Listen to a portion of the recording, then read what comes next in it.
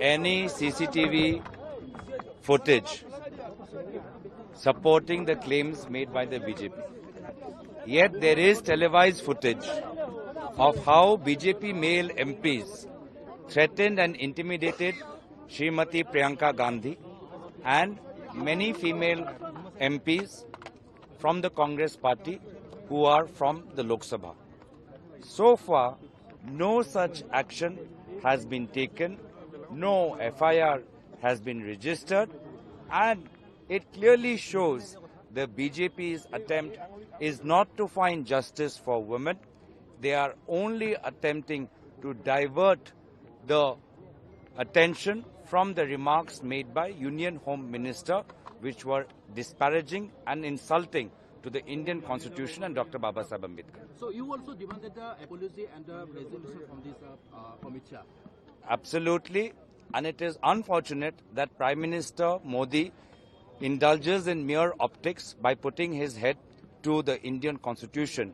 Yet when his own Union Home Minister abuses the founder and the main architect of the Indian Constitution, Dr. Babasaheb Ambedkar, then Prime Minister Modi remains silent.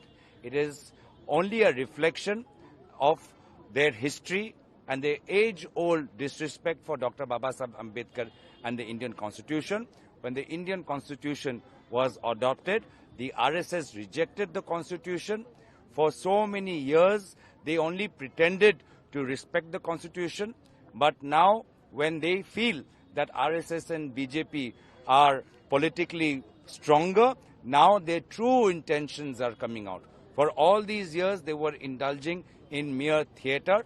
But as this year commenced, we saw that they wanted to change the Indian Constitution if they got more than 400 MPs. And now, I think again, after the their victories in Haryana and Maharashtra, they are becoming arrogant, and their true face, the hidden face, has now been revealed by Union Home Minister Amit Shah inside Parliament, and that is why he is choosing to be stubborn and obstinate and not apologizing for the hurt caused by his remarks to the lakhs of people who follow Dr. Babasaheb Ambedkar and who believe in the ideals of the Indian Constitution.